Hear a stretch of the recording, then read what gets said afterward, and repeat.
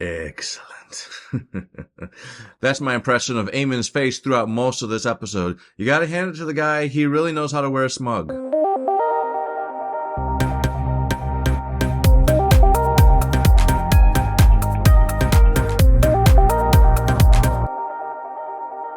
Thank you for clicking on this video and welcome to Showtime and Joysticks. This is going to be a full spoiler video, so if you haven't seen this episode yet, why are you watching this review? Go watch the episode and then come back and watch this video. Alright, now let's get started. It seems like poor King Aegon has actually survived his wounds, but he is not doing well. I think I'm going to nickname him Aegon the Charred because that armor was really sticking to him. At the beginning of this episode, we get a procession where they are pulling the head of Meleys through King's Landing, and also behind that procession is a box that looks like a coffin, basically, and inside of that coffin is Aegon and his crispy remains. Alicent and Aemon sit there and watch as this procession takes place, and they even sit and watch the box carrying Aegon be brought into the castle. And Alicent does look over at Aemon, and he seems like he is not too bothered by the situation. But I will be honest, I was surprised by the amount of calm that Alicent actually had in this episode. I thought she would go full delirious and just be very angry and upset and screaming and hollering, and she really was proceeding with business as usual. When they first start undoing Aegon's armor, you can really see in Alicent's face that she is quite concerned. She is very worried about the pain and just whether or not her son is going to survive. And once she finds out that Aegon may or may not wake up, she decides that it's time to figure out who's going to take over in his stead.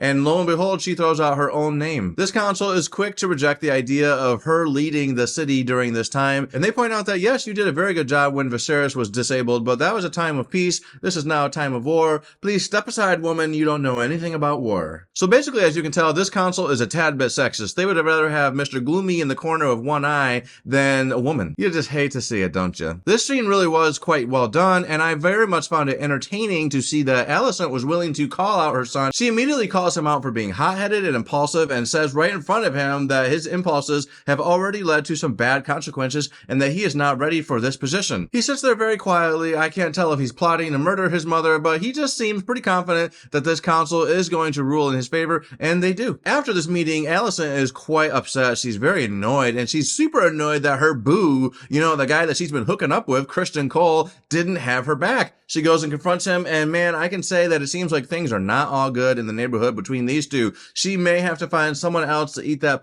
because she is totally pissed at this guy. This episode was really making me think about Cersei when I was looking at Alicent, because Cersei did know that Joffrey was a terrible person. She spoke about it a few times, yet she was too scared or not willing to step up and say anything about it publicly. She just thought, okay, this is my son, I'm going to be able to rope him in, so just let it go. Alicent, however, feels differently. She wants to stop Aemon. She thinks that he is dangerous. She doesn't like what he's become. She actually is not sure how he ended up the way he is. She's not really taking responsibility for her role in how he turned out. Is it a lot to do with the way he was bullied throughout his life by Aegon, or is it the way he was raised by his parents? I'm not really sure, but she does seem very concerned by how he's turned out. And unlike Cersei, she actually seems like she wants to be proactive about fixing the situation. So she gets some points that I would not give to Cersei. This episode doesn't really spend too much time dealing with the death of Rhaenys. You do get to see the occasional sad faces and anger throughout this episode, and there is a really cool scene where Rhaenyra is explaining how Rhaenys first came along her dragon.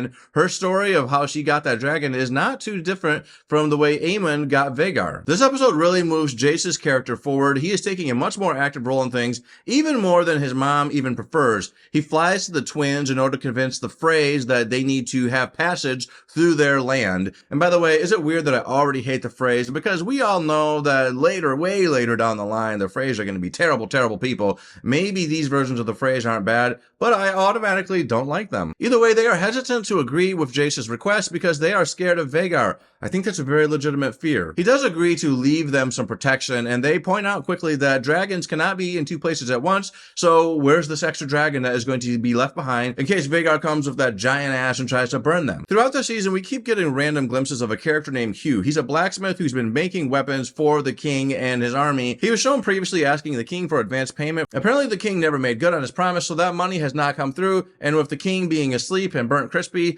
now it's seeming like maybe that payment is not going to happen. So he and his family are trying to leave the city, and they actually get stuck in the city because Aemon, in his first decision, has decided to lock down the city and not let anyone leave.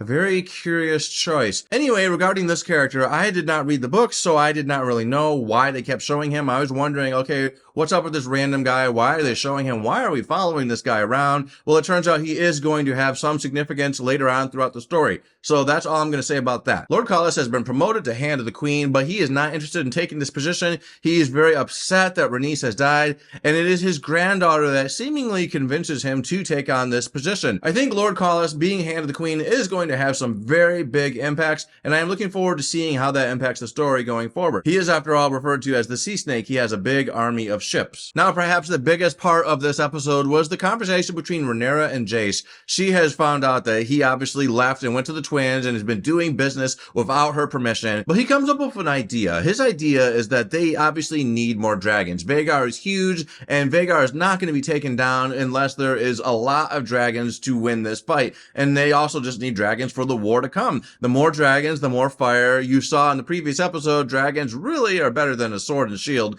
so they need to get more dragons. And he comes up with the idea that, hey mom, there are distant relatives in our bloodline that have fallen out away, but they might be able to ride a dragon.